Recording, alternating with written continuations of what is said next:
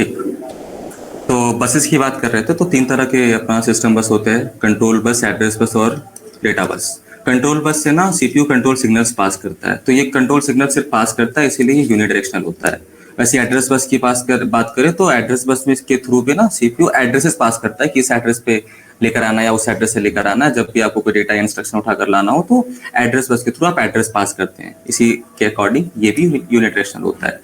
जब data bus की बात करते हैं तो सीपीयू डेटा को लेता भी है और सीपीयू डेटा देता भी है। मतलब अगर मान लीजिए किसी पर्टिकुलर वेरिएबल के अंदर से डेटा लेकर आना है, तो वो डेटा सीपीयू में आ भी रहा है, और जब वो काम परफॉर्म हो गया तो रिजल्ट दे भी रहा है, तो डेटा वहां से जा भी रहा है। तो काम दोनों तरीके से होता है, आ भी रहा है, जा भी रहा है। इसीलिए डेटा बस कैसा होता है, बाइडायरेक्शनल नेचर होता है। ठीक है, नेक्स्ट क्वेश्चन देखते हैं। अगला क्वेश्चन आसान सा है कि सीपीयू के कंपोनेंट्स क्या क्या हैं। Control unit, arithmetic logic unit और मेमोरी यूनिट। वो मेमोरी यूनिट का क्या होता है, उसके अंदर रजिस्टर्स इस्तेमाल होते हैं सीपीयू के अंदर। ठीक है, अब आगे बढ़ते हैं। इस क्वेश्चन में बहुत लोगों को डाउट था। ये एक्चुअल में कॉन्सेप्चुअल है पर बहुत आसान क्वेश्चन है। देखिए, कॉन्टेक्स्ट स्विचिंग होता क्या है, पहले आपको वो समझना होगा। कॉन्टेक्स्ट स्विचिंग का मतलब होता है एक प्रोसेस कहीं एग्जीक्यूट कर रहा है, ठीक है।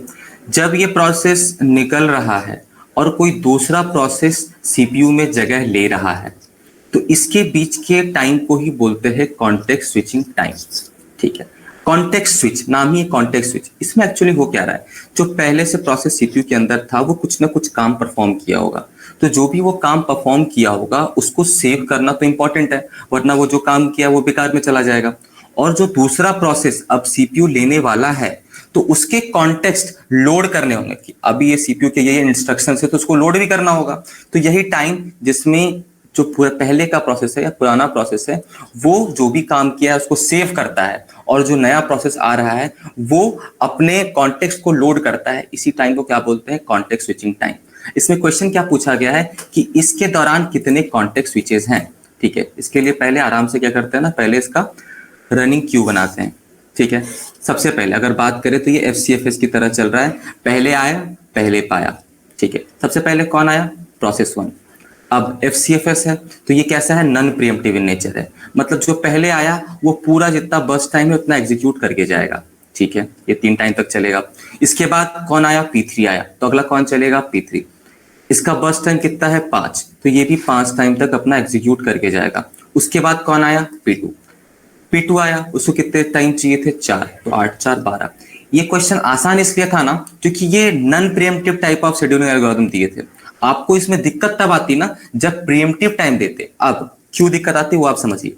सबसे पहले कॉन्टेक्स्ट स्विचिंग क्या है, ये प्रोसेस निकलेगा तभी तो ये प्रोसेस आएगा, तो इसके बीच में जो ये हुआ इसी को क्या बोलते हैं, कॉन्टेक्स्ट स्विचिंग। अब देखिए, अगर ध्यान से देखिए तो ये प्रोसेस निकल रहा है, ये प्रोसेस आ रहा है, एक कॉन्टेक्स्ट स्विच। वैसे ही ये का एग्जीक्यूट करके निकलेगा और ये प्रोसेस आएगा, 2 कॉन्टेक्स्ट स्विच। तो इसमें टोटल कितने कॉन्टेक्स्ट स्विचेस हुए हैं, 2। क्या इस क्वेश्चन में किन्हीं को डाउट है। अब ये क्वेश्चन टफ तब हो जाता है ना जब हम कोई नॉन प्रीएम्प्टिव टाइप देते, तो उसके लिए टफ कुछ नहीं होता, उसके लिए आपको पूरा एकदम गैंट चार्ट थोड़ा टाइम टेकिंग हो जाता, पूरा आपको प्रॉपर रनिंग क्यू बनाना होता। अगर एक प्रोसेस 1 1 सेकंड के बाद प्रीएम्प्ट कर रहा है तो हर एक चीज आपको देखना होता, तो थोड़ा सा टफ तब हो जाता है। वैसे कॉन्टेक्स्ट स्विच का बस आपको यहाँ पे मतलब पता होना चाहिए और आपको रनिंग क्यू बनाना आना चाहिए। कॉन्टेक्स्ट स्विच का मतलब क्या होता है, एक प्रोसेस जब एग्जीक्यूट करके निकल रहा है और दूसरा प्रोसेस जब आ रहा है तो उसके बीच का टाइम को क्या बोलते हैं, कॉन्टेक्स्ट स्विचिंग टाइम, और वो बीच में जो हो रहा होता है उसको क्या बोलते हैं, कॉन्टेक्स्ट स्विचिंग। ठीक है, ये क्वेश्चन क्लियर है सबको, क्लियर है क्वेश्चन सबको। पेन का कलर चेंज कर लीजिए, पेन के कलर से भी दिक्कत है। हाँ, आप शायद सी वाला क्वेश्चन छोड़ दिए थे। क्लियर है सबको ये क्वेश्चन, बताइएगा। डिस्पैचर क्या करते हैं? डिस्पैचर का मतलब क्या होता है ना, देखिए जैसे हम अब वापिस आइए प्रोसेस स्टेट में आइए। अब प्रोसेस स्टेट में आते हैं तो ये है आपका रेडी क्यू, ठीक है, ये है आपका रनिंग क्यू। शेड्यूलर क्या करता है, रेडी क्यू से प्रोसेस को शेड्यूल कर देता है। अब ये शेड्यूल कर दिया, डिस्पैचर क्या करेगा, ये शेड्यूल प्रोसेस को लेकर रनिंग क्यू में रखने का काम किसका होता है, डिस्पैचर का। ठीक है, क्लियर है। यस। चलिए आगे बढ़ते हैं। चला गया। अच्छा सॉरी, ठीक। नेक्स्ट क्वेश्चन, ये क्वेश्चन बताना है। ये क्वेश्चन तो सिंपल था, आपको इसके लिए क्या करना था, आपको इसके लिए प्रॉपर रनिंग क्यू बनाना था। ठीक है, मेरे पास 3 प्रोसेस हैं, वही सेम था, उसी को बस कॉपी पेस्ट कर दिए थे। 3 प्रोसेस है और इसमें टाइम क्वांटम कितना दिया हुआ है, टाइम क्वांटम दिया हुआ है 1। इससे कलर बेहतर तो वही था। टाइम क्वांटम दिया हुआ है आपका 1 टाइम। अब राउंड रॉबिन बोलता क्या है, राउंड रॉबिन ये बोलता है कि हम एक टाइम क्वांटम दे रहे हैं, ये स्पीड लिमिट की तरह है कि आप इससे ज्यादा की स्पीड से आप व्हीकल को नहीं चला सकते। वैसे ये टाइम क्वांटम क्या बोलता है, आप किसी प्रोसेस को इस टाइम से ज्यादा नहीं चला सकते हैं। ये क्यों करता है, ये इसलिए करता है कि सारे प्रोसेस को बराबरी का मौका मिले इस चीज के लिए। ठीक है, अब राउंड रॉबिन के अंदर आपको एक चीज का ख्याल रखना होता है कि आपको रनिंग क्यू के साथ साथ आपको रेडी क्यू भी मेंटेन करना पड़ता है। ठीक है, देखते हैं। रेड कलर ही बढ़िया था, कौन में कोई इतना घटिया। ठीक, चलिए सबसे पहले प्रोसेस 1, प्रोसेस 2, प्रोसेस 3। अब राउंड रॉबिन में स्टार्टिंग में कैसे हम लोग प्रोसेस शेड्यूल करते हैं, FCFS के अकॉर्डिंग। ठीक है, FCFS के अकॉर्डिंग का मतलब क्या हुआ, जो पहले प्रोसेस आया उसको पहले देते हैं। सबसे स्टार्टिंग की बात कर रहे हैं। अब इन तीनों में सबसे पहले कौन सा आया है, P1, तो P1 को मिल गया रनिंग क्यू। ठीक है, अब टाइम क्वांटम कितना है, 1, तो ये 1 टाइम से ज्यादा नहीं चल सकता है। ठीक है, इसके बाद दूसरे प्रोसेस को मौका मिलेगा। अब P1 के बाद किसको मौका मिलेगा, P2 को या P3 को। इसके लिए हम किसका हेल्प लेंगे, FCFS का, जो पहले अराइव हुआ होगा उसको पहले मौका मिलेगा। तो P1 के बाद किसको मौका मिलेगा, P3 का। हम जो लेफ्ट में बना रहे हैं ये है रेडी क्यू, और राइट में जो बना रहे हैं वो है रनिंग क्यू। ठीक है, अब P1 चल तो गया एक टाइम के लिए, पर स्टिल P1 का जो है, P1 का टाइम थोड़ा सा बच रहा है, तो P1 को अभी वापिस से एग्जीक्यूट करना है। ठीक है, अब एक टाइम पे कौन कौन अराइव हो चुका है, सिर्फ और सिर्फ P3 अराइव हो चुका है, इसके अलावा और कोई अराइव नहीं हुआ है। तो P3 के बाद वापिस से P1 को एग्जीक्यूट करवाना है। ठीक है, इसीलिए P1 को वापिस से लिखती है। ठीक है, अब P3 को एग्जीक्यूट करवाए। जब अपन P3 को एग्जीक्यूट करवाए तो P3 भी एक टाइम के लिए चलेगा। क्यों, क्योंकि टाइम क्वांटम है 1 टाइम। ऐसे करके आप पूरा राउंड रॉबिन का रनिंग क्यू बनाइएगा, और जब पूरा रनिंग क्यू बनाइएगा तो इसमें क्वेश्चन ये पूछा गया है कि लास्ट के 3 प्रोसेस कौन से एग्जीक्यूट होंगे, तो आपको यही मिल जाएगा, P3, P2, P3। ठीक है, पूरा करवाएंगे, बहुत ज्यादा टाइम लग जाएगा। पूरा करवाने की जरूरत है, आप लोग कर लीजिएगा, क्योंकि मेरे को लगा इसका कॉन्सेप्ट बताने की जरूरत है। करवा दीजिए एक बार, करवा दें जी। ठीक ठीक, चलिए कहाँ पे, ठीक है, चलिए कर ही लेते हैं इसको। सबसे पहले इसको लिख लेते हैं। ठीक है, 3 प्रोसेस है, P1, P2, P3। 0, इसका अराइवल टाइम है 1, इसका है 2, और बर्स्ट टाइम्स क्या है, बर्स्ट टाइम है 3, 4, 5। ठीक है, बर्स्ट टाइम है, यह अराइवल टाइम है इसका, और बर्स्ट टाइम है 3, 4, 5। ठीक है, चलिए रनिंग क्यू उधर बनाते हैं अपन, और रेडी क्यू अपन इधर लिख लेंगे। सबसे पहले 0 टाइम पे कौन कौन अराइव्ड है, सिर्फ और सिर्फ P1 अराइव्ड है। ठीक है, तो P1 को ले आए। चलिए P1 को एक टाइम के लिए ही चलाएंगे, क्यों, क्योंकि टाइम क्वांटम 1 है। अब जब वो एक टाइम के लिए चल जाएगा, इसके पास वापिस से 2 टाइम बचेंगे। अब एक टाइम पे कौन कौन अराइव्ड है, सिर्फ और सिर्फ P3 अराइव्ड है। ठीक है, इसके अलावा P2 अभी अराइव नहीं हुआ है। अब P3 के बाद वापिस से P1 को चलाना पड़ेगा। ठीक है, अब इसके बाद P1 को वापिस चलाना पड़ेगा, क्योंकि P1 का अभी भी 2 टाइम बच रहा है। ठीक है, तो इसीलिए वापिस से हम रेडी क्यू में P1 को लिख लेंगे। ठीक है, तो P1 के बाद अगला कौन सा आने वाला है, उसके लिए अपन रेडी क्यू देखते हैं। P1 के बाद कौन सा आने वाला है, P3। अब P3 भी एक टाइम तक चला, उसके बाद कितना बचा इसके पास, 3 टाइम और बच गया। ठीक है, अब इस टाइम पे 2 टाइम पे आपका, सॉरी हम इस पे कर दिए, इस पे होना चाहिए था। ठीक ठीक ठीक, एक सेकेंड। हाँ,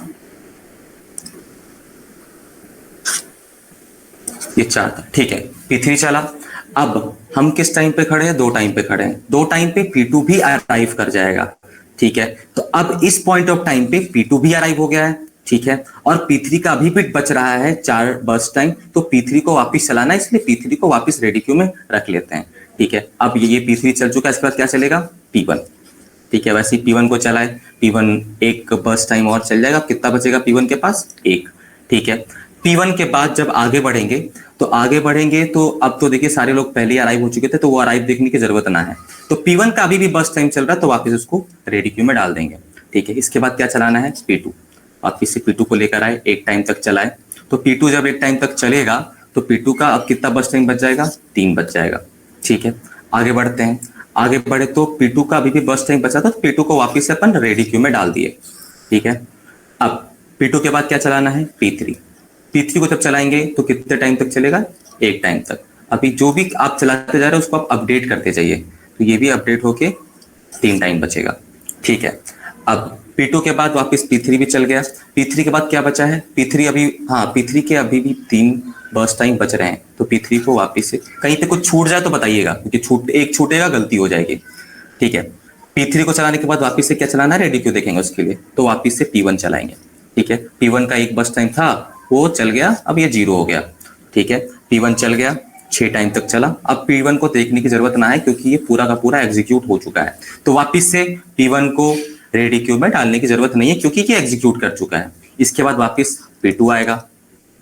P2 के लिए जब देखेंगे तो 3 बर्स्ट टाइम बच रहा था, एक बर्स्ट टाइम, P2 कितने बार एग्जीक्यूट हुआ है, एक ही बार एग्जीक्यूट हुआ, चलिए सही है, तो एक बर्स्ट टाइम चलाएंगे तो यह वापस से 2 बच रहा होगा।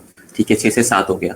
ठीक है, इसके बाद P2 के बाद वापस से अभी P2 का भी बच रहा है, तो उसको वापस से P2 को रखेंगे किसके अंदर, रेडी क्यू के अंदर। P2 के बाद क्या चल जाएगा, P3 चल जाएगा।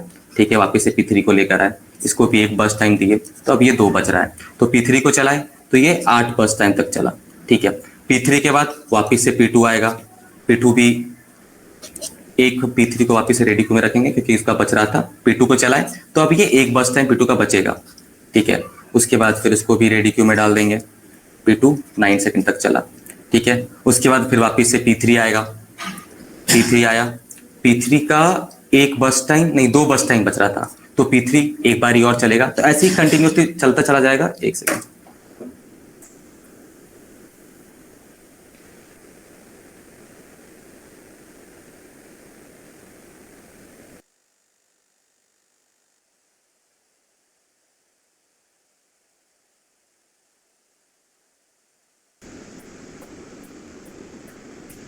अच्छा यहाँ ठीक, P3 को एग्जीक्यूट करवाएंगे, तो वापस से P3 को एग्जीक्यूट करवाने के बाद एक बर्स्ट टाइम बचेगा, तो P3 को वापस से अपन रेडी क्यू के अंदर लिख लेंगे। P3 के बाद वापस से P2 चलेगा, और उसके बाद फिर से P3 चल जाएगा।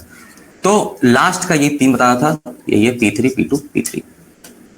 ठीक है, क्लियर है?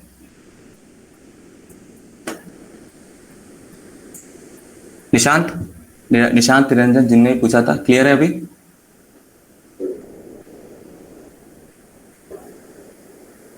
बताइए, क्लियर हुआ या फिर हम ज्यादा फास्ट कर दिए?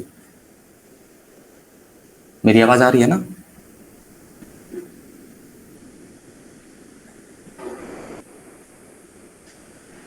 चैट बॉक्स सर आपका अपडेट नहीं हो रहा है। अच्छा सॉरी, अपडेट नहीं हो रहा। यस सर, क्लियर है। ठीक ठीक ठीक ठीक ठीक ठीक ठीक, चलिए आगे बढ़ते हैं। बस वही है ना कि आप अगर राउंड रॉबिन से क्वेश्चन आता है ना, तो रनिंग क्यू और रेडी क्यू दोनों का ध्यान रखिए। अब रेडी क्यू में कुछ पॉइंट्स जो आपको ध्यान रखने वो आप सुन लीजिए।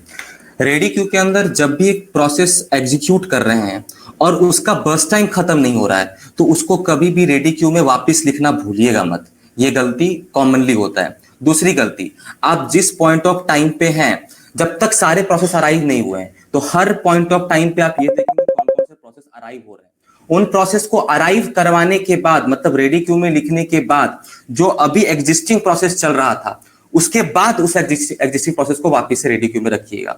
ये 2 पॉइंट ध्यान में रखिएगा, कभी भी राउंड रॉबिन के क्वेश्चन गलत नहीं होंगे। ठीक है, आगे बढ़ते हैं। सर 2 प्रोसेस रहेगा रेडी क्यू में और उसका बर्स्ट टाइम बचा हुआ रहेगा, तो उसमें कैसे सेलेक्ट करेंगे कि किसको लेके आगे बढ़ना है? 2 प्रोसेस रहेगा, तो अगर ये सिचुएशन आपका तभी अराइज होगा जब ये स्टार्टिंग में 2 प्रोसेस होंगे, तो उसके लिए हम लोग को देखना होगा उसका burst time. Sorry arrival time, जो पहले अराइव किया है उसको पहले चलाएंगे, क्योंकि एक बार आप अराइवल टाइम देख लिए तो फिर उसको देखने की जरूरत नहीं है। क्यों? क्योंकि फिर उसके बाद आप उसके अकॉर्डिंग चलाते हैं कि अभी एक प्रोसेस चल गया तो अगले बार उसको चलाना है, तो फिर अगले बार उसको फिर से मतलब एग्जीक्यूट करने के साथ ही साथ उसको हम रेडी क्यू में डालते चले जाते हैं। जैसे आप अभी इस क्वेश्चन में देखे होंगे कि मान लीजिए स्टार्टिंग की बात थी, तो स्टार्टिंग में कौन पहले चल रहा है, उसके लिए आप देख रहे थे अराइवल टाइम कि जैसे जैसे अराइव किया वैसे वैसे हम डालते गए। अब जब सारे प्रोसेस अराइव हो जाएंगे तो उसके बाद आपको देखने की जरूरत ही नहीं पड़ रही थी। जैसे यहाँ पे P2 चला, उसके बाद जो भी प्रोसेस है उसके बाद हम वापिस से P2 को लिख रहे थे। क्यों लिख रहे थे? इसलिए लिख रहे थे क्योंकि P2 का उसके बाद भी कुछ बर्स्ट टाइम बच रहे थे, तो उस सिचुएशन में आपको ना जज करने की जरूरत ही नहीं पड़ेगी, आप एग्जीक्यूट करवाएंगे, अगर बर्स्ट टाइम बच रहा होगा आप वापिस में रेडी क्यू के एंड में आप उसको वापिस से रख देंगे। ठीक है, जिनने भी क्वेश्चन पूछा क्लियर है आपको? ठीक है सर। जो आएगा वो एक एक करके। बर्स्ट टाइम कैसे बचा रहेगा? बर्स्ट टाइम ऐसे बचा रहेगा क्योंकि राउंड रॉबिन के लिए ना टाइम क्वांटम फिक्स होता है। मान लीजिए एक का बर्स्ट टाइम 5 है, 10 है, 15 है, 20 है, कुछ भी है, वो बर्स्ट टाइम से ज्यादा नहीं चल सकता है। जैसे मान लीजिए बर्स्ट टाइम 5 है और टाइम क्वांटम 2 है, तो वो मैक्सिमम 2 टाइम तक ही चल सकता है। 2 के बाद वाला जो 3 बर्स्ट टाइम है वो बाद में एग्जीक्यूट होगा। यही तो है राउंड रॉबिन। राउंड रॉबिन के अंदर आप पूरा बर्स्ट टाइम उसको नहीं दे सकते हैं, जितना टाइम क्वांटम है मैक्सिमम आप उतना ही प्रोवाइड कर सकते हैं। ठीक है, नहीं सो बहुत क्लास डिस्कशन के बाद करेंगे, आप थोड़ा वेट कर लीजिए। चलिए आगे बढ़ते हैं। ये बहुत आसान सा क्वेश्चन था। अलग अलग तरह के आपके रजिस्टर से उसमें एक प्रोग्राम काउंटर होता है। प्रोग्राम काउंटर क्या करता है? अगला कौन सा इंस्ट्रक्शन चलाना है उसका एड्रेस रखता है। वैसे ये भी आसान था, ENIAC का फुल फॉर्म था। ठीक है, अब ये इसकी रहेगा, आस्की रहेगा, इन सब का ना पूछ देता है कि कितने बिट्स चाहिए रिप्रेजेंट करने के लिए, तो वो याद रखिएगा। इसकी के लिए 8 बिट चाहिए। ठीक है, सास पास इन सब का फुल फॉर्म याद रखिएगा। सास का software as a service, PaaS का platform as a service, IaaS का इंफ्रास्ट्रक्चर एज ए सर्विस। ये सारे आप पॉइंट्स याद रखिएगा। ये थोड़ा एक्स्ट्रा फैक्चुअल हो गया कि पाइथन का नाम कहाँ से उठाया गया था, ये भी याद रखिएगा। ठीक है, अब पाइथन को दोनों में कर सकते हैं, इंटरैक्टिव मोड और स्क्रिप्ट मोड, की भी सब आसान क्वेश्चन से आपको पता ही होगा। और पाइथन इसमें देखिए, इसीलिए हम ना आप लोग कंफ्यूज ना हो, इसी के लिए हम ओनली कर दिए, only freeware only open source. सिर्फ फ्रीवेयर सिर्फ ओपन सोर्स नहीं है, ये फ्रीवेयर भी है ओपन सोर्स भी है, तो इसको अपन ऑल टोटल क्या बुलाते हैं? Free and open source. ठीक है, चलिए आगे बढ़ते हैं। ये सारे आसान क्वेश्चन थे, फैक्चुअल क्वेश्चन थे।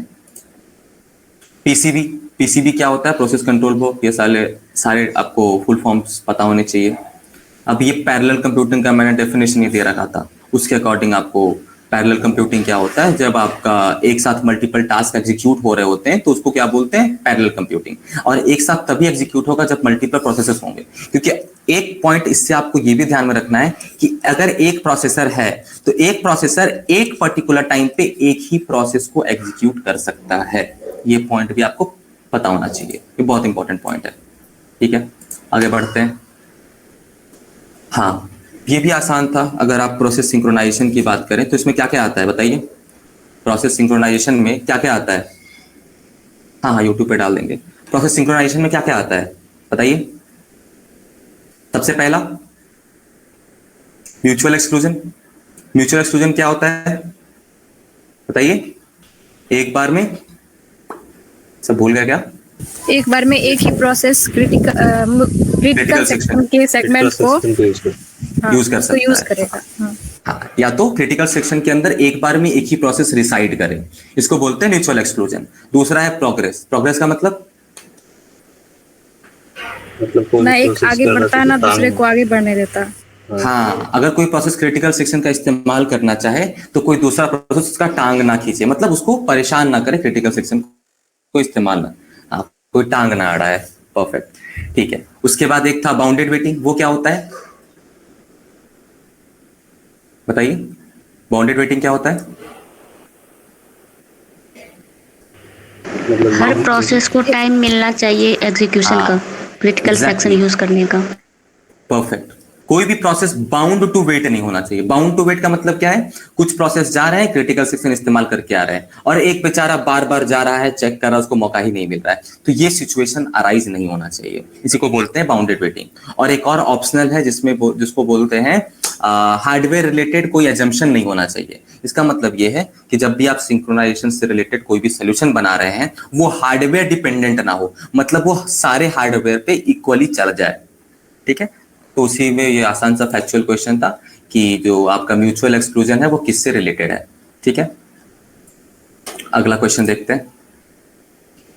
ये भी आसान सा था। रेडी क्यू क्या होता है उसका डेफिनेशन मैंने दे रखा है। रेडी क्यू क्या होता है, आप न्यू स्टेट से उठाकर जब प्रोसेस को लेकर आते हैं प्राइमरी मेमोरी के अंदर, और जब वो एग्जीक्यूट होने के लिए तैयार रहता है, उस क्यू को क्या बोलते हैं, रेडी क्यू। कि किस किस अकॉर्डिंग से प्रोसेस रनिंग क्यू में जाएंगे, तो वो जो क्यू है उसको क्या बोलते हैं, रेडी क्यू, ठीक है। अब रेडी क्यू से सीपीयू को देने का काम किसका है, बताइए। रेडी क्यू से सीपीयू को देने का काम किसका है, अभी जस्ट बताया मैंने, डिस्पैचर। परफेक्ट, डिस्पैचर, ठीक। सर इसमें सबका बता दीजिए ना जरा, वेटिंग क्यू और वो न्यू क्यू। वेटिंग क्यू कम से कम एक बता दीजिए। वेटिंग क्यू क्या होता है ना, जैसे मान लीजिए अब अगर आपने मेरी प्रोसेस स्टेट की क्लास देखी होगी, तो एक न्यू होता है, एक रेडी होता है, एक रनिंग होता है, और यहाँ पे होता है वेट या ब्लॉक स्टेट। अभी वेटिंग क्यू क्या है, जब भी कोई प्रोसेस ना बीच में इनपुट आउटपुट करना चाहता है, जैसे आपने एक प्रोग्राम चलाया जिसके अंदर a प्लस बी आपको करना है, अब a और b की वैल्यू आप इनपुट लेना चाह रहे हो यूजर से, तो इसके दौरान तो प्रोसेसिंग नहीं हो रही होगी, तो इसके दौरान अगर इसको हम सीपीयू के अंदर ही रखेंगे तो ये सीपीयू का साइकिल टाइम वेस्ट करेगा, तो इसके दौरान उसको कहाँ डाल देते हैं हम लोग, वेट या ब्लॉक स्टेट में। इसी को क्या बोलते हैं, वेटिंग क्यू। यहाँ पे लोग वेट कर रहे होते हैं कि फिर से हमको टर्न मिले, फिर से हम इसको एग्जीक्यूट कर पाए, ठीक है। सस्पेंड स्टेट क्या होता है, सस्पेंड क्यू क्या होगा, सस्पेंड का मतलब ये होता है ना कि आपका जो रेडी है और जो आपका वेट और ब्लॉक स्टेट है, ये दोनों किसके अंदर होते हैं, रैम के अंदर होते हैं। और रैम का स्टोरेज क्या होता है, फिक्स्ड होता है, कम होता है। तो इसके लिए जब रैम फुल हो जाता है, मतलब इसका भी कुछ ना कुछ कंस्ट्रेंट होता है कि हम इतने ही रेडी क्यू में या इतने ही वेट या ब्लॉक क्यू में हम रख सकते हैं। तो जब वो फुल हो जाते हैं तो कुछ प्रोसेस को हम सस्पेंड कर देते हैं। सस्पेंड करने का मतलब क्या होता है, कुछ प्रोसेस को हम वापस से सेकेंडरी मेमोरी के अंदर भेज देते हैं, तो उसी स्टेट को क्या बोलते हैं, सस्पेंड स्टेट, ठीक है। क्लियर है। और न्यू स्टेट क्या होगा सर? न्यू स्टेट होता है जब प्रोसेस एकदम स्टार्टिंग में, नई नवेली दुल्हन कहते हैं ना, वैसे जब नया नवेला प्रोसेस होता है जो आपका सेकेंडरी मेमोरी के अंदर होता है, मतलब रेडी बोलते हैं पहले सर। हाँ, रेडी क्यू से पहले, जब वो सेकेंडरी मेमोरी के अंदर ही होता है, सेकेंडरी मेमोरी के अंदर तैयार है कि नहीं अब हमको ले चलो, हमको एग्जीक्यूट करना है, तो उसके लिए सबसे पहले उसको कहाँ ले जाकर रखते हैं, सबसे पहले रैम के अंदर रखते हैं, मतलब मेन मेमोरी के अंदर ले जाकर रखते हैं। फिर वहां से वो शेड्यूल होता है और डिस्पैचर उसको लेकर रनिंग क्यू में डालता है, ठीक है। आप ओएस का एक बार मेरा वो लेक्चर देख लीजिएगा, सारा कुछ वापस से क्लियर हो जाएगा आपको। चलिए आगे बढ़ते हैं, ठीक है। ये सिंपल सा पॉइंट था। लिंकर का ये एक प्रॉपर्टी है, लिंकर भी आपको पता होना चाहिए। लिंकर क्या करता है ना, लिंकर सिंपली आपके जितने भी लाइब्रेरीज है तो उनको भी लिंक करता है, ठीक है। अब इसमें क्या है, लाइब्रेरीज का मतलब क्या हुआ, कुछ आपने कीवर्ड्स यूज करा है, अब वो कीवर्ड का मतलब वगैरह कहाँ होता है, आपके लाइब्रेरीज के अंदर होता है, तो वो मतलब को ना वापस से आपके कोड में लिंक करना होता है, तो उसका काम कौन परफॉर्म करता है, लिंकर। ये सब आप लोग अपने बीसीए बीटेक जो भी आपने करा उसके टाइम में भी बहुत बार सुना होगा, ठीक है। सोर्स कोड पे भी बात किए थे कि सोर्स कोड और ऑब्जेक्ट कोड क्या होता है या फिर मशीन कोड क्या होता है। सोर्स कोड क्या होता है, जब आपने जो प्रोग्राम लिखी है जो हाई लेवल लैंग्वेज में है, जो यूजर अंडरस्टैंडेबल है, वो क्या होता है, सोर्स कोड। और जब आप उसको एग्जीक्यूट करवा देते हो, मतलब जब ट्रांसलेट कर देते हो, तब वो क्या बन जाता है, तब वो ऑब्जेक्ट कोड या मशीन कोड बन जाता है, ठीक है। आगे बढ़ते हैं। ये क्लाउड कंप्यूटिंग का डेफिनेशन ही दे रखा था, बस आपको यहाँ से सेलेक्ट करना था, ये आसान क्वेश्चन था, ठीक है। हाँ, एपीआई के बारे में अगर आप जानते होंगे, एपीआई क्या होता है, जैसे दो अलग अलग प्रोसेस चल रहे हैं, ठीक है, दो अलग अलग सॉफ्टवेयर चल रहे हैं, ठीक है। अब दो सॉफ्टवेयर को आपस में इंटरैक्ट करवाने के लिए एक इंटरफेस है, उस इंटरफेस को क्या बोलते हैं, एपीआई। एपीआई का फुल फॉर्म याद रखिएगा, क्या होता है एपीआई का फुल फॉर्म, बताइए। Application program interface. हाँ, परफेक्ट। ये सब आसान क्वेश्चन थे, ठीक। आगे बढ़ते हैं। ये तो आराम है, आराम से आप सॉल्व कर लीजिएगा। ये थोड़ा बूलियन अलजेब्रा का प्रॉब्लम है, इसमें क्या है, आपको बूलियन अलजेब्रा कॉन्सेप्ट होना चाहिए। x इंटू एक्स क्या होता है, पहले एकदम बेसिक से, अगर आप लोग को ये नहीं हो रहा है तो आप एकदम बेसिक से जाइएगा। x इंटू एक्स क्या होता है, x इंटू एक्स डैश क्या होता है, x प्लस एक्स डैश क्या होता है, x प्लस एक्स क्या होता है, तो ये सब एक बारी प्रैक्टिस कर लीजिएगा। बहुत आसान सी चीज है ये, इसमें मेरे को कोई जरूरत ना है कि आपको इसमें हम सपोर्ट करें, बहुत आसान सी चीज है।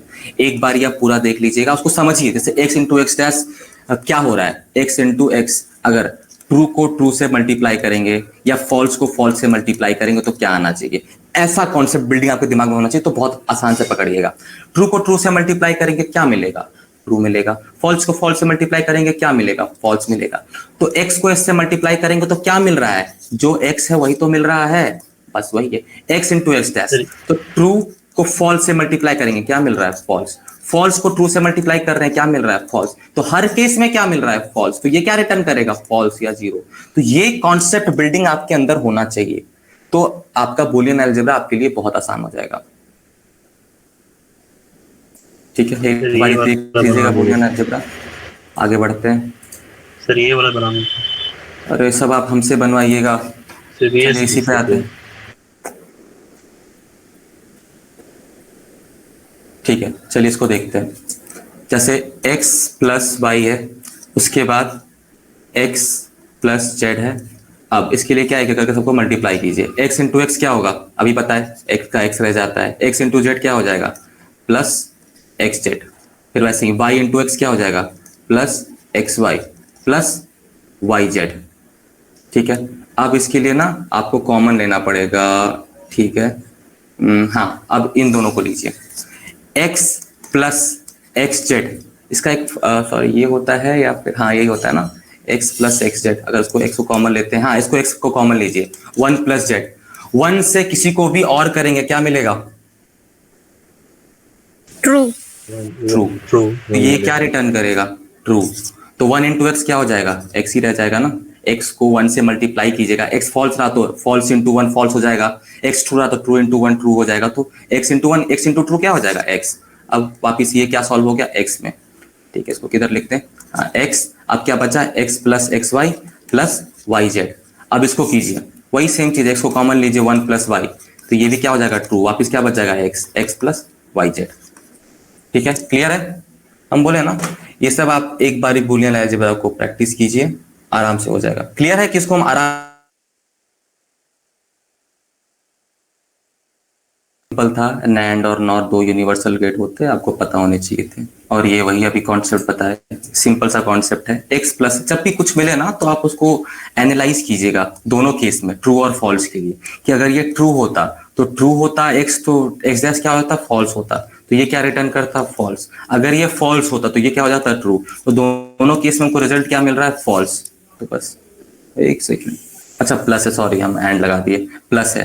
तो आप ये देख लीजिए और लगाइए इस पे, x प्लस एक्स डैश। तो इस केस में आपको सिर्फ दिमाग में रखना था ना कि एक भी ट्रू होगा, दूसरा एक भी फॉल्स होगा, दूसरा तो ट्रू हो जाएगा ना।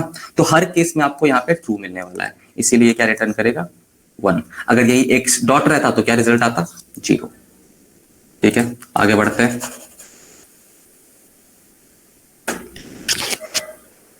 चलिए, हाँ ये वाला भी क्वेश्चन डाल दिए थे। ठीक है, ये कन्वर्ट कर ही लीजिएगा। जब भी ऑक्टल से हेक्सा हो या बाइनरी से ऑक्टल हो, तो एक चीज हमेशा ध्यान रखिएगा कि ऑक्टल को रिप्रेजेंट करने के लिए 3 बिट बाइनरी लगता है और हेक्सा को रिप्रेजेंट करने के लिए 4 बिट बाइनरी लगता है। बस इसमें कुछ नहीं करना था, ऑक्टल को 3 बिट बाइनरी में आप चेंज कर देते हर एक डिजिट को, और फिर राइट से 4 बिट बाइनरी को ग्रुप कर लेते और उसको उसका डेसिमल वैल्यू निकाल देते, तो आपको मिल जाता है हेक्सा। आसान सा क्वेश्चन था। और ये बाइनरी है, इसको हेक्सा में कन्वर्ट करना है, तो बस कुछ नहीं, राइट से 4 बिट आप ग्रुप कर लीजिए। आसान सा क्वेश्चन था दोनों। ठीक है, चलिए ये नॉन वोलेटाइल का सिंपली डेफिनेशन दे रखा है कि नॉन वोलेटाइल का क्या होता है, आपको चूज करना था। नॉन वोलेटाइल का मतलब क्या होता है, वोलेटाइल का मतलब क्या होता है, उड़ जाना। उड़ जाने का मतलब क्या है कि आपने कुछ काम कर रखा है, अब वो क्या है, इलेक्ट्रिसिटी जाने से वो काम आपका चला गया, सेव नहीं हुआ, उसको क्या बोलते हैं, उसको बोलते हैं कि वोलेटाइल है। नॉन वोलेटाइल का मतलब क्या, परमानेंटली आपका सेव हो रहा है, उसको क्या बोलते हैं, रिटेन हो रहा है। आपका जो भी आपने यूज करा है डेटा, वो रिटेन हो रहा है। ठीक है, अब रोम के टाइप, पी रोम, ईपी रोम, ईपी रोम, एम रोम, ये सारे टॉप के रोम के टाइप्स हैं। एम रोम में अगर कोई कंफ्यूज हो रहे हैं तो मास्केबल रोम होता है। और डी रोम क्या है, डी रोम नहीं होता है, डी रैम और एस रैम होता है। रैम का टाइप है डी रैम और एस रैम। ठीक है, अब इसमें से बस ये ढूंढा था कि कौन सा स्टेटमेंट फॉल्स है। तो डिक्शनरी में इंडेक्स का इस्तेमाल नहीं करते हैं हम लोग, किसका इस्तेमाल करते हैं, कीज का इस्तेमाल करते हैं उसके किसी भी वैल्यू के लिए। तो इसीलिए आपका ऑप्शन सी गलत था। ठीक है, इसमें म्यूटेबल कौन सा है? आसान है, 3 म्यूटेबल आपको याद होने चाहिए, डिक्शनरी, लिस्ट और सेट। ठीक है, इस क्वेश्चन पे आइए। इस क्वेश्चन के लिए ना ये थोड़ा अच्छा कॉन्सेप्ट है। इस क्वेश्चन पे अगर आप आते हैं तो पहला वाला, जब भी आप एक कॉमा देते हैं तभी आपका, अगर आपको एक एलिमेंट का भी टपल बनाना है तो आपको एटलीस्ट एक कॉमा प्रोवाइड करना होगा। अगर वो कॉमा प्रोवाइड नहीं करते, अगर आप सिर्फ और सिर्फ 1 लिखते तो ये क्या है? आपका इंटीजर। और ये अगर आप इसमें ब्रेसेस दें चाहे ना दें, ये दोनों केस में क्या बन जाएगा? ट्यूपल। ठीक है, दूसरे की बात करें, पर वो केस आपके लिस्ट में नहीं है। लिस्ट में अगर आप एक एलिमेंट भी डालते हैं ना, कोई दिक्कत नहीं है, ये लिस्ट ही बनेगा। वैसे ही ये भी क्या है? लिस्ट ही है। ठीक है, अब इसकी बात करें, ये पॉइंट तो आपको बता ही दिए कि अगर आप स्मॉल ब्रेसेस के अंदर एक एलिमेंट रखते हैं और कॉमा नहीं देते हैं तो वो इंटीजर ही रहता है। बस ये सारे आपको पॉइंट पता होने चाहिए थे, और इसमें से इनकरेक्ट कौन सा है वो ढूंढना था आपको। ठीक है, आगे बढ़ते हैं। चलिए, हाँ, इसके अंदर कॉन्सेप्ट क्या था? देखिए, इसके अंदर कॉन्सेप्ट ये था ना कि हम ये जो भी ऑपरेशन है किस पे परफॉर्म कर रहे हैं? ए पे परफॉर्म कर रहे हैं। और यहाँ पे प्रिंट क्या करवा रहे हैं? ए प्रिंट करवा रहे हैं। सबसे पहले क्या है? पॉप कर रहा है। पॉप क्या करेगा? 1 को पॉप कर देगा। ठीक है, इससे क्या होगा? ए डॉट अपेंड को क्या मिलेगा? ए डॉट अपेंड को पॉप क्या रिटर्न कर रहा है? 1 मिलेगा। अब क्या है? 1 को आप वापिस से अपेंड कर दे रहे हैं, मतलब पॉप करके उसको वापिस से आप अपेंड कर दिए, तो वो एज इट इज वही का वही रह गया ना। अब ये चीज आप ए पे परफॉर्म करें तो ए के अंदर वो रिफ्लेक्ट होगा, तो ये क्या दे देगा आपको? वही 4 3 2 1। अब अगले क्वेश्चन में बस थोड़ा सा चेंज कर दिए। वो चेंज क्या किए? वो चेंज ये किए हम कि जो भी अपेंड है उसका रिटर्न वैल्यू हम लोग स्टोर कर लिए बी में, और उस बी को हम प्रिंट करवा रहे हैं। अब आपको बस इसमें एक पॉइंट ध्यान रखना था कि अपेंड जो है वो कुछ भी रिटर्न नहीं कर रहा है, तो इसीलिए बी को जब आप प्रिंट करवाएगा तो आपको क्या मिलेगा? Value none.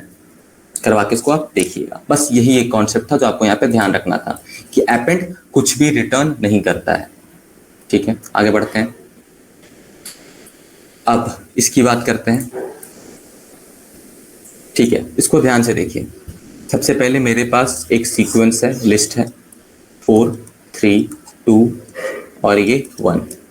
अब इसमें क्या हुआ है? ए ऑफ 0, मतलब इस एलिमेंट को अपडेट करके वो क्या कर दिया है? 1। लिस्ट है तो अपडेट करना अलाउड है, तो एरर तो नहीं आएगा, तो ये वाला तो यहीं पे कैंसिल हो गया। अब अगली बार क्या किए हैं? अगली बार सिंपली इसको रिप्लिकेट कर दिया, रिपीट कर दिए, तो क्या आ जाएगा? वही जो चेंजेस हुए थे 1 3 2 1, ये 2 बार रिपीट हो जाएंगे, 1 3 2 1, खत्म कहानी। बस अब आप इसी लिस्ट को इटरेट किए तो लिस्ट के फॉर्म में ही आएगा। बस ये 2 पॉइंट आपको ध्यान में रखने थे। चलिए अगले क्वेश्चन पे चलते हैं। अब अगले क्वेश्चन में बस आपको यही ध्यान रखना था कि ट्यूपल किस टाइप का होता है? ट्यूपल होता है इम्यूटेबल, तो उसके अंदर आइटम असाइनमेंट अलाउड नहीं होता है, इसीलिए आपको क्या आ जाएगा? Error. Item assignment not allowed in tuple. बस सारे कॉन्सेप्चुअल क्वेश्चंस थे, टफ तो थे नहीं, बस आपको कॉन्सेप्ट्स पता होने चाहिए थे।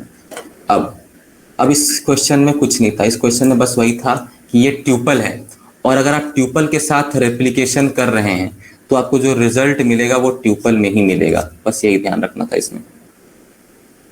ठीक है, ये भी आसान था। क्वेश्चन लेवल मुश्किल नहीं था, बस क्वेश्चन में क्या था ना, आपको कॉन्सेप्ट्स पता होने चाहिए। अब इस वाले क्वेश्चन में आते हैं। अब ये क्या किया है? सबसे पहले अपर हुआ है, उसके बाद लोअर हुआ है। सबसे पहले क्या कर दिया? इन सबको अपर कर दिया, सब HELL सारे को अपर कर दिया। अब उसके बाद क्या? इसको लोअर कर दिया, तो फाइनली जो हमको रिजल्ट मिलेगा वो किस में मिलेगा? लोअर में मिलेगा। बस आपको यही ध्यान रखना था। इसमें क्या है? सबसे पहला वाला जो ऑपरेशन वो पहले परफॉर्म हुआ होगा, और उसके बाद वाला ऑपरेशन उसके बाद परफॉर्म होगा। ठीक है, चलिए आगे देखते हैं। अगला, अब इज अल्फा, जब भी आपको इज लगा मिले ना, तो हमेशा ये कुछ ना कुछ चेक कर रहा है, और ये हमेशा या तो ट्रू रिटर्न करेगा तो फॉल्स रिटर्न करेगा। तो इज अल्फा का मतलब क्या है? इसके सारे जो कैरेक्टर्स है वो अल्फाबेट हैं। देखने में तो लग रहा होगा कि हाँ है, तो अगर आप ध्यान से देखिए, हेलो के बाद एक व्हाइट स्पेस है, व्हाइट स्पेस एक अल्फाबेट नहीं है, इसीलिए क्या रिटर्न करेगा? फॉल्स। आपको पता है कि बूलियन वाला जो फॉल्स होता है उसका पहला लेटर कैपिटल होता है, तो आपको इस पे 2 कॉन्सेप्ट पता होने चाहिए कि इज अल्फा ट्रू या फॉल्स में रिटर्न करता है, और दूसरी चीज ये वाला फॉल्स और ये वाला फॉल्स, दोनों अलग है। आप इसको एज ए आइडेंटिफायर भी इस्तेमाल कर सकते हैं और इसको नहीं कर सकते, क्यों? क्योंकि ये कीवर्ड है। हर क्वेश्चन में आपके कुछ कुछ कॉन्सेप्ट्स थे। ईज अल्फा क्या है सर? फंक्शन है, फंक्शन।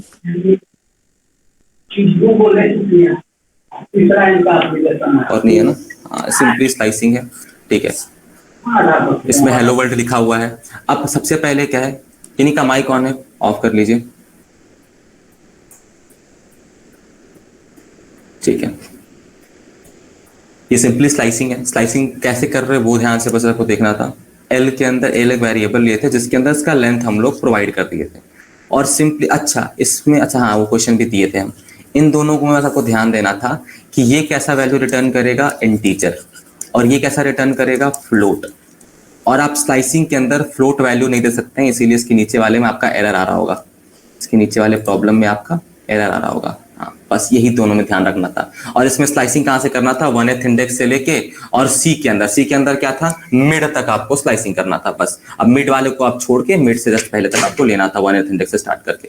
ये भी क्वेश्चन आसान था, इसमें आपको बस वही ध्यान रखना था। इसमें आपको क्वेश्चन भले ही ये आपका स्लाइसिंग का था, पर मेन इसमें आपको ध्यान किस चीज का रखना था, डिवीजन, फ्लोट डिवीजन और आपका नॉर्मल डिवीजन, दोनों का आपको कॉन्सेप्ट्स पता होना चाहिए कि दोनों रिटर्न क्या करता है। अब इससे एक बार फिर से रिवाइज करवाते हैं। फ्लोर का अगर दोनों ऑपरेंड इंटीजर है तो हमेशा इंटीजर रिटर्न करता है। अगर फ्लोर का एक भी हम लोग ऑपरेंड फ्लोट दे देते हैं तो वो फ्लोट रिटर्न करता है। बस ये पॉइंट आपको ध्यान रखना है, ठीक है। और लेंथ कभी भी फ्लोट में रिटर्न नहीं करेगा, तो इसीलिए उसमें एरर नहीं आएगी। ठीक कर, ये दोनों आप लोगों को समझ में आ गया होगा। आगे देखते हैं, कुछ ज्यादा ही छोटा हो गया, ठीक है। इसके अंदर क्या था, इसके अंदर था रेंज पास। हाँ, इसके अंदर वही, ये लास्ट मॉक में भी ऐसा कुछ हम दिए थे। लास्ट मॉक में क्या बताए थे, जब आई इसके थ्रू इटरेट करेगा, जब आई हेलो वर्ल्ड के थ्रू इटरेट करेगा तो आई के पास लास्ट वैल्यू क्या होगी, डी। तो जब वो निकले, अब देखिए अगर ध्यान से देखिए, इस लूप के अंदर अपन क्या कर रहे हैं, पास करते रहे। पास करने का मतलब क्या हुआ, इस लूप के अंदर कुछ भी नहीं कर रहे हैं। तो लूप से जब बाहर निकल के प्रिंट करवा रहे हैं, ये 2-3 पॉइंट आपको ध्यान रखना था। लूप से बाहर निकल के प्रिंट करवा रहे हैं, तो जब लूप से बाहर निकले तो आई के पास वैल्यू क्या होगी, आई के पास इटरेट करने के बाद जो आखिरी वैल्यू होगी वही आई के पास होगी। इसीलिए आखिरी वैल्यू क्या है, अब आई के पास आखिरी वैल्यू हम क्या पास कर रहे हैं रेंज के अंदर, length of a, length of a. अब इससे क्या है, अब लेंथ ऑफ ए के अंदर हम पास किए, जो भी इसका लेंथ होगा, लेट से 11 होगा, 11 पास किए। अब रेंज ऑफ 11 है, तो रेंज ऑफ 11 कहां से कहां तक, 0 से लेके 10 तक वैल्यूज देगा। तो लास्ट वैल्यू आई के पास कौन सी होगी, 10। बस ये 2-3 चीजें आपको ध्यान रखना था। इसमें 2 कॉन्सेप्ट था, एक कि आई के पास क्या रहता है, दूसरी चीज आपका लेंथ क्या करता है, तीसरी चीज रेंज में आप जो भी पास करते हैं वो रेंज उससे कम तक रिटर्न करता है। ये 2-3 पॉइंट्स आपको इसके लिए पता होने चाहिए। चौथी चीज, पास क्या करता है ये पता होना चाहिए। पांचवी चीज, प्रिंट बाहर है, प्रिंट लूप के अंदर नहीं है, ये भी आपको ध्यान देना चाहिए। तो इस क्वेश्चन में कुछ कॉन्सेप्ट्स थे जिसका आपको ध्यान रखना था, ठीक है। आगे बढ़ते हैं, थोड़ा छोटा है, बाकी आप लोग क्वेश्चंस पे ला लीजिए। सर इसको एक बार और बता दीजिएगा, इसको एक बार और। ठीक, हम इसको ना, जहां तक मेरे को याद है क्वेश्चन, हम खुद ही लिख देते हैं इस क्वेश्चन को। ये क्वेश्चन कुछ इस प्रकार से था कि एक स्ट्रिंग है आपका हेलो वर्ल्ड, ठीक है, और स्ट्रिंग के अंदर हम लोग एक लूप लिए हैं for I in range length of, ये स्ट्रिंग लेट से ए नाम के वेरिएबल के अंदर है, लेंथ ऑफ ए, ठीक है। और इस लूप के अंदर हम लोग पास दिए हैं, ठीक है। और इस लूप के बाहर हम लोग प्रिंट किए, लूप के बाहर प्रिंट किए हैं। प्रिंट किसको प्रिंट कर रहे हैं, आई को प्रिंट कर रहे हैं। यही क्वेश्चन था जहां तक मेरे को याद है। अब ध्यान से देखिए, ठीक है। सबसे पहले लूप में आए, ठीक है। लूप के अंदर रेंज क्या है, रेंज लेंथ ऑफ है, इसका लेंथ काउंट कीजिए, 1 2 3 4 5 6 7 8 9 10 11। रेंज के अंदर वैल्यू क्या आएगी, 11। रेंज के अंदर वैल्यू क्या आएगी, 11। रेंज ऑफ 11 का मतलब क्या होता है, रेंज में जगह स्टार्ट वैल्यू नहीं दिए तो स्टार्ट कहां से होता है, 0 से, 0 1 2 एंड सो ऑन। और कहां तक वैल्यू जाती है, रेंज के अंदर जो भी पास किए उससे कम तक। तो रेंज क्या क्या वैल्यू देगा, 0 से लेकर 10 तक। आई हम प्रिंट करवा रहे हैं आई से, तो हमको अगर हम ए ऑफ आई लिखते ना, ए ऑफ आई, तब हमको ये डी प्रोवाइड करता। हम यहाँ पे क्या प्रिंट कर रहे हैं, आई प्रिंट कर रहे हैं। आई प्रिंट कर रहे हैं तो आई को क्या मिल रहा है, 0 1 2 टिल 10। अब लूप के अंदर हर इटरेशन पे 0 के लिए पास, 1 के लिए पास, 2 के लिए पास, 3 के लिए पास एंड सो ऑन, सबके लिए पास। जब ये पूरा इटरेट कर लेगा तो आई के पास आखिरी वैल्यू क्या होगी, 10। बस वही कॉन्सेप्ट आपको ध्यान में रहना था कि आई के पास आखिरी वैल्यू क्या होगी, 10। आई खाली तो नहीं रहेगा ना, आई को जो आखिरी वैल्यू रेंज से मिली होगी वो उसके पास होगा इस लूप से निकलने के बाद। और इस लूप से निकलने के बाद हम क्या प्रिंट करवा रहे हैं, आई। तो ये क्या मेरे को देगा, आई की वैल्यू। आई की वैल्यू क्या थी, 10। अगर हम इसी लूप के अंदर ए ऑफ आई प्रिंट करवा रहे होते तो ए ऑफ आई प्रिंट होती। ए ऑफ आई मतलब ए ऑफ 10 प्रिंट हो रहा होता। ए ऑफ 10 में क्या था मेरे पास, डी प्रिंट हो रहा होता। अभी क्लियर है आपको, जिनने भी क्वेश्चन पूछा था, क्लियर है आपको, क्लियर है? जिसने भी क्वेश्चन पूछा था आपको क्लियर है? क्वेश्चन पूछने के समय आप लोग क्लियर है सर। हाँ तो बता भी दीजिए ना। ठीक ठीक, चलिए अगला क्वेश्चन देख लेते हैं। अगला क्वेश्चन बस अभी आप पिछले बार आई निकालना जान ही गए, उस आई का टाइप पूछ रहा था। 10 का टाइप क्या हो जाएगा, इंटीजर, सिंपल था। उसका अगला क्वेश्चन क्या है, उसका अगला क्वेश्चन है x equals to range 3,6, x equals to range 3,6। अब बताइए रेंज 3,6 क्या क्या वैल्यू देगा, रेंज 3,6 हम सिर्फ इसकी बात कर रहे हैं। रेंज 3,6 क्या क्या वैल्यूज देगा, 3 4 5 3 4 5 3 से 5 के बीच। चलिए परफेक्ट, आगे देखते हैं। आगे क्या है, for n in x, for n in x। अगला लाइन है फॉर n in x। अब n को इस x के अंदर ढूंढने के लिए इसको n के थ्रू इटरेट करना होगा। तो n को क्या क्या मिल जाएगा, 3 4 और 5, और उसी n को शायद से अगले लाइन में प्रिंट करवा रहा है। हाँ अच्छा, n+1 प्रिंट करवा रहा है, बस आपको यहीं पे ध्यान देना था कि n+1 प्रिंट करवा रहा था। सबसे पहले इनको क्या मिलेगा, 3। तो n+1 करेंगे तो क्या प्रिंट होगा, 3 + 1 = 4। वैसे इसके लिए 5 और इसके लिए 6, तो आपका रिजल्ट क्या आ जाएगा, 4 5 6। आसान था ये। ठीक है, अगला देखते हैं। अगला है 4 - 6 × 2 + 2। 4 - 6 × 2 + 2। हाँ हाँ सर एक क्वेरी है, वो जो हाँ। हेलो वर्ल्ड जो लेंथ प्रिंट कर रहे थे ना रेंज में, उसका आउटपुट तो 11 आता है। किसका आउटपुट 11 आता है, रेंज लेंथ का ना। हाँ हाँ, वो Length उसको का output। रन करने पे ना, हाँ हाँ हाँ, वो जो पास कर रहा है ना उसका रन करने पे 11 वैल्यू आ रहा है। आप लोगों को दिखाएगा, आप कुछ गलती किए होंगे। सर आप कोई अपने दिक्कत नहीं, वो हम क्या कहते हैं आपके टेलीग्राम सामने ही को हम खोलिए ना सर, उसमें कोई भेजा है, देखिए ना। वो कुछ गलत किए होंगे, हम नहीं देखे, हम खुद ही कर लेते हैं, सबके साथ ही कर लेते हैं। 10 नहीं आया था सर। कोई दिक्कत 10 नहीं है सबके सर, साथ ही हम कर देखिए लेते हैं। इसमें गलती कैसे, वो अगर कोई किए होंगे ना उसमें कोई गलती किए होंगे। ये हेलो वर्ल्ड है ना, हम ऐसे ही क्वेश्चन बनाते हैं, बस इसको हम ए में डाल दिए क्योंकि थोड़ा ज्यादा मेहनत नहीं।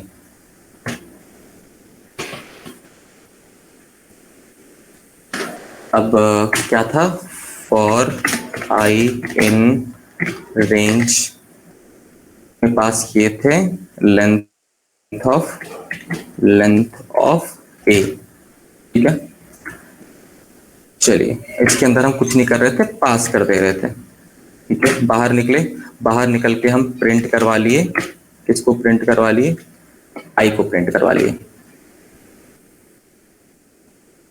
ठीक है, क्लियर है? जिनने भी क्वेश्चन पूछा अभी,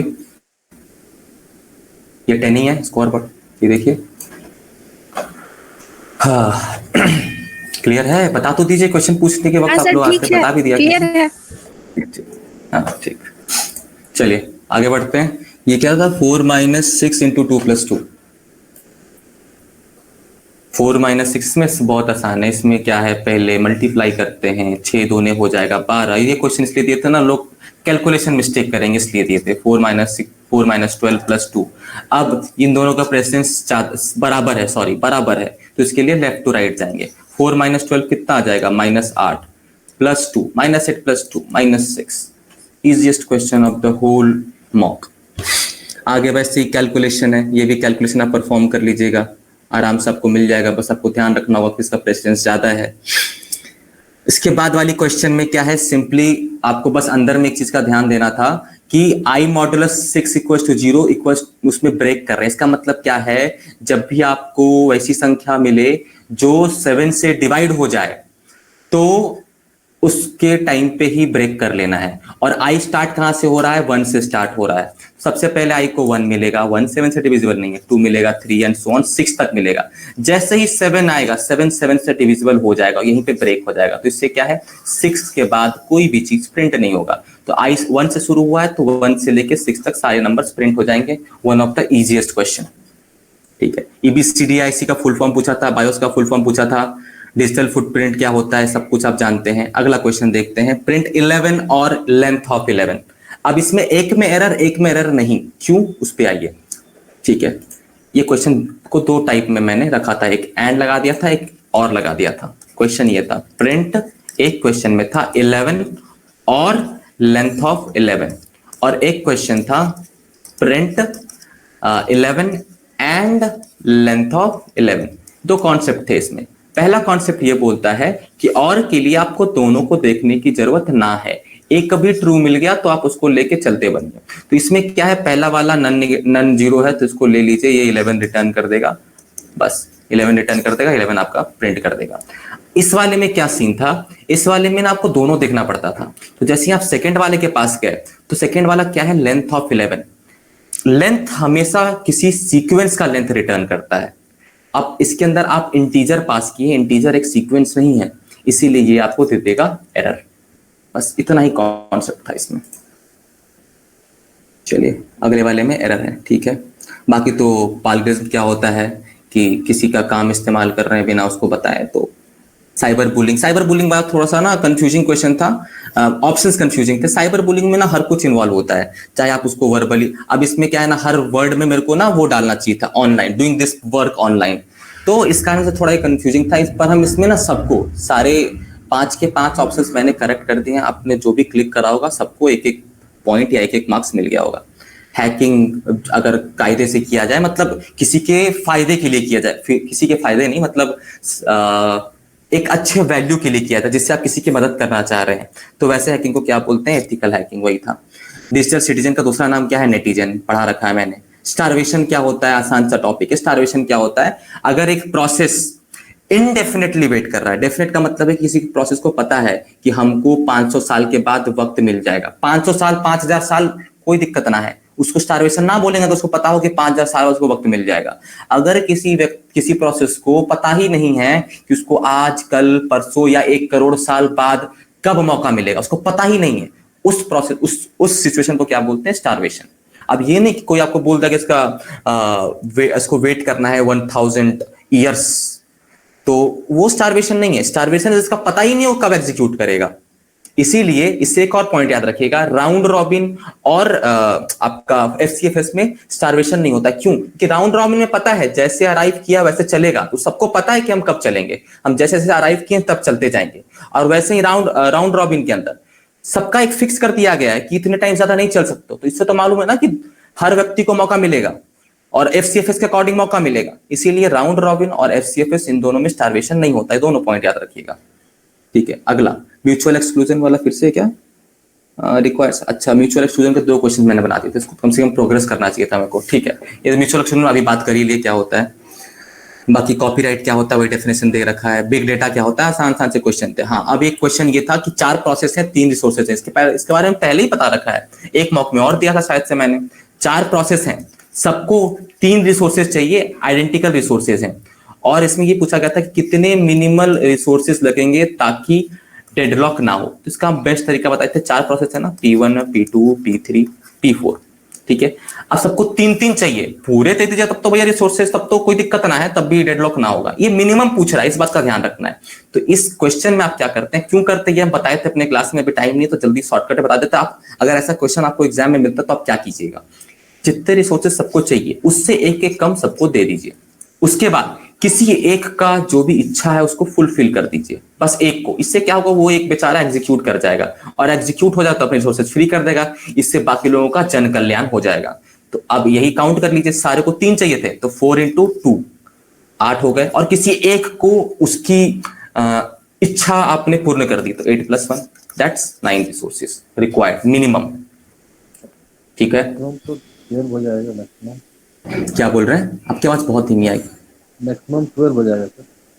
डेडलॉक मैक्सिमम अगर चाहिए, मैक्सिमम का तो कोई वही नहीं हो सकता। मैक्सिमम का तो कुछ मैक्सिमम तो आप कितने भी दे दीजिए। आपको हम आप कह रहे हैं कि मालिक हमको 1 रोटी दे दीजिएगा तो हम जिंदा बच जाएंगे। अगर आपको हम 1 करोड़ रोटी देते क्या आप जिंदा नहीं बचिएगा? आप खाइए नहीं खाइए, आपकी मतलब मनसा है। पर आपको हम 1 करोड़ रोटी भी देते तब भी आपकी भूख मिट जाएगी, आपको 1 रोटी दे तब भी भूख मिट जाएगी। वही मैक्सिमम वाला केस हुआ जो आप बोलना चाह रहे हैं। ठीक है, बात समझ गए आप? ओके। ठीक, चलिए। अगर आपको ये इन्फॉर्मेशन अच्छा लगा, इन्फॉर्मेटिव लगा, अगर आपकी कोई हेल्प हुई हो तो प्लीज़ लाइक शेयर, जिनको ज़रूरत है उनको भी ये काम आ जाए video. Thank you so much for watching.